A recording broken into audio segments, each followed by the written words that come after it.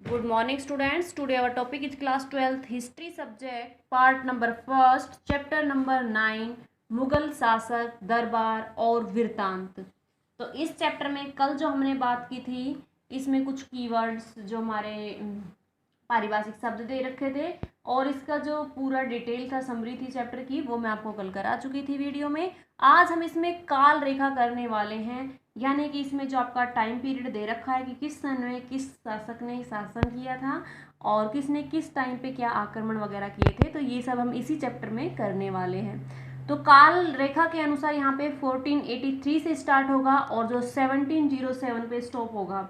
तो 1707 में यहाँ पे कल मैंने आपको बताया था 1707 में औरंगजेब की यहाँ पे मृत्यु हो जाती है। तो इस तरीके से यहाँ पे सबके बारे में हम बताएंगे, हर जो सेशन दे रखा है। तो यहाँ पे स्टार्ट करते हैं हम 1483 से। 1483 ईस्वी में बाबर का फरगाना में जन्म हुआ था। 1494 में बाबर का फरगाना का शासक बना था, यानी कि 83 में उसका जन्म हुआ और 94 में वो शासक बन गया था। 1497 ईस्वी में बाबर के हाथ से राज्य निकलना व निर्वासन जीवन की शुरुआत उसने कर दी थी। 1504 ईस्वी में बाबर की काबुल विजय सिकंदर लोदी द्वारा आगरा की स्थापना की गई थी। 1526 ईस्वी में पानीपत की पहली लड़ाई में बाबर की जीत हुई थी। 1530 ईस्वी में बाबर की मृत्यु तथा बाबरनामा की पांडुलिपियों को संग्रहित किया गया था। 1540 ईस्वी में हुमायूं की शेरशाह के हाथों हार व भारत से बाहर जाना। 1555 ईस्वी में यहाँ पे हुमायूं की पुनः भारत पर विजय प्राप्त की गई थी।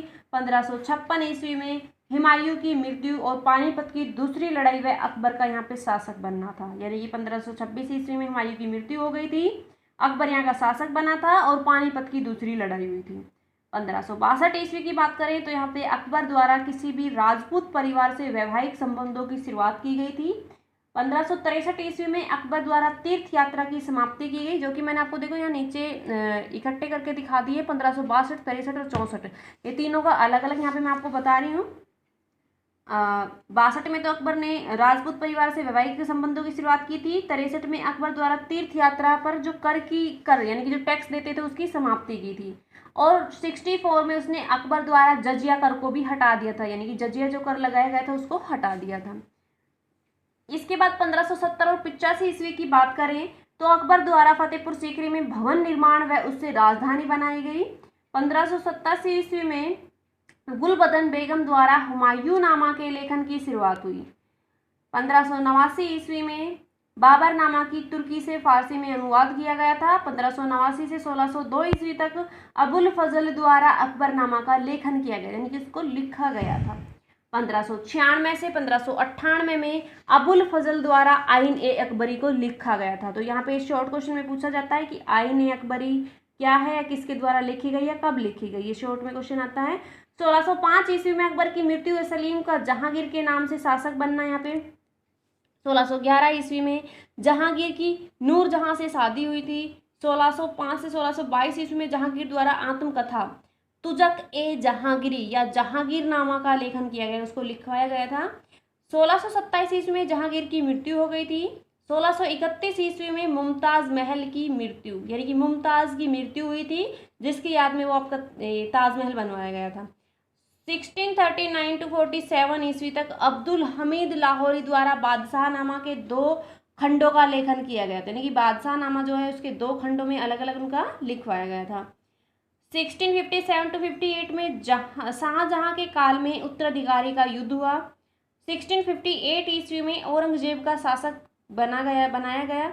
1668 ईस्वी में मोहम्मद काजिम द्वारा औरंगजेब के काल के पहले 10 वर्षों का इतिवृत्त आलिमगीर नामा के नाम से संकलन उसमें किया गया था। 1669 ईस्वी में औरंगजेब के काल में जाटों का विद्रोह किया गया। 1679 ईस्वी में औरंगजेब द्वारा जजिया कर फिर से लगा, यानी कि वो यहाँ पे हटा दिया था जो आपका जजिया कर था 1564 में हटाया था और यहाँ पे 1679 में फिर से लगा दिया था और 1707 में औरंगजेब की मृत्यु हो गई थी।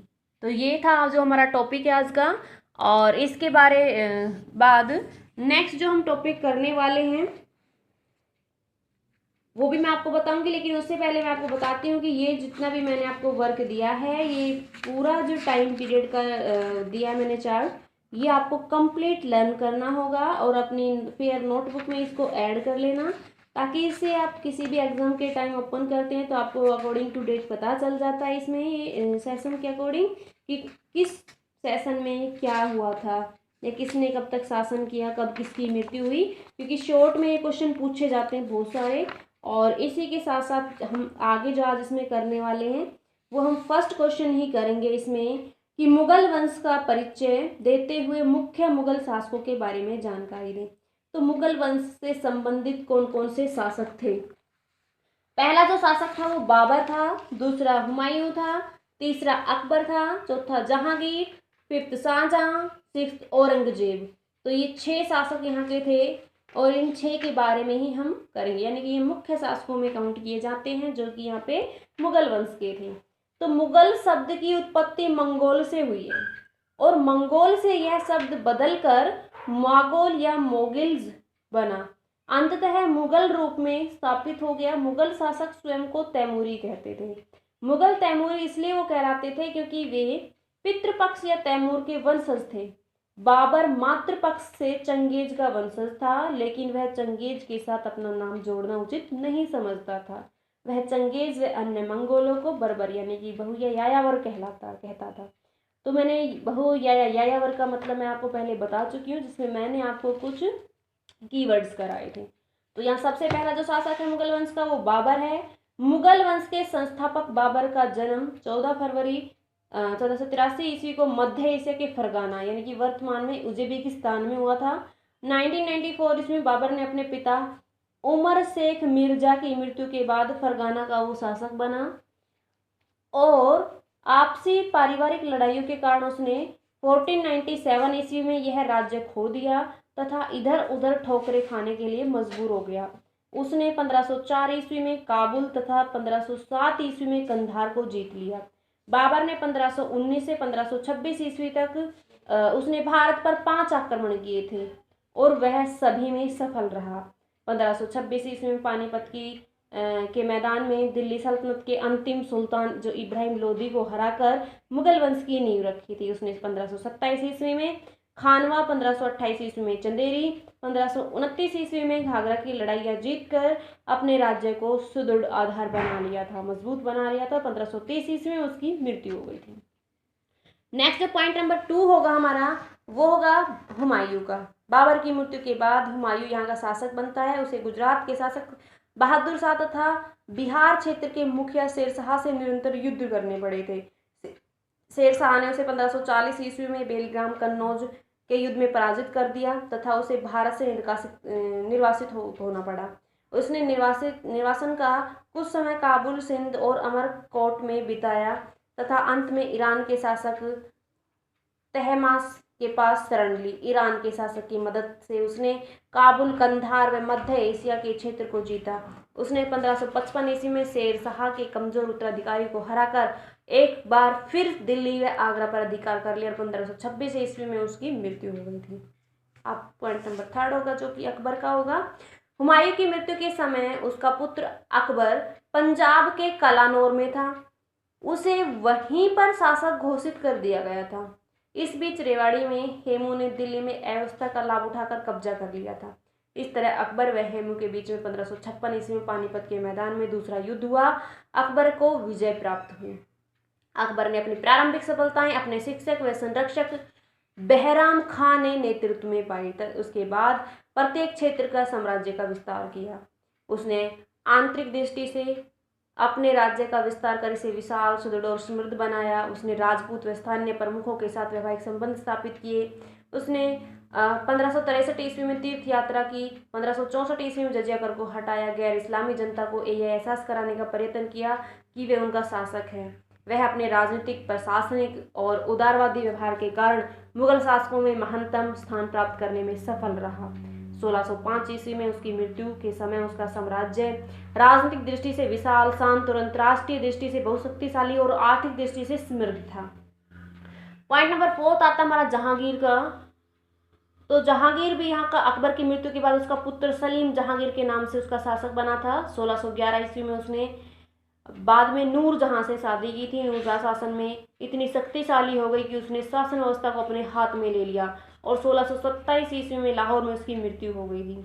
जहांगीर अपने न्याय की जंजीर के कारण काफी विख्यात हुआ जो उसने आगरा के किले में लगवाई थी। पॉइंट नंबर 5 जो शाहजहां का है, जहांगीर के बाद उसका पुत्र खुर्रम शाहजहां नाम से वो गद्दी पर बैठा। अपनी पत्नी मुमताज महल की मृत्यु के बाद उसने ताजमहल का निर्माण प्रारंभ करवाया। ईरान के शासक थे वह 1638 ईस्वी में कंधार जीतने में सफल रहा। इसका युद्ध जो था वो 1757 से 58 में लड़ा गया था। इसने उसके 3 पुत्र दारा सिकोहा, मुराद और सूजा मारे गए थे। औरंगजेब इसमें सफल रहा था। उसने 1658 ईस्वी में शाहजहां की गद्दी को उससे हटाकर जेल में डाल दिया। इस तरह शाहजहां की मृत्यु 7 वर्ष जेल में रहने के बाद हुई। पॉइंट नंबर 6 जो है वो औरंगजेब का है। 1658 ईस्वी में अपने भाइयों को हराकर अपने पिता को बंदी बनाकर औरंगजेब सत्ता को प्राप्त करने में सफल हो गया था। वह व्यक्तिगत जीवन में सादगी को पसंद करता था लेकिन धार्मिक दृष्टि से संकीर्ण था। उसकी संकीर्णता के चलते हुए गैर मुस्लिम प्रजा और मुस्लिमों में शिया उसके विरोधी हो गए थे। उसे जाटों, सतनामियों, राजपूतों, सिखों और मराठों के विद्रोह का सामना करना पड़ा था। तो आज के लिए जो होगा हमारे यही होगा। तो आपको एक कालक्रम वाला जो चार्ट है ये कंप्लीट अपनी नोटबुक में रेडी कर लेना है और उसके साथ साथ जो हमारा मुगल वंश का परिचय इसमें पूरा देना है कि कौन सा शासक किसके बाद बना था। तो पूरा ये मुगल वंश के बारे में आपको बताना होगा। तो कंप्लीट ये राइट भी करना हो, लर्न भी करना। Thank you students.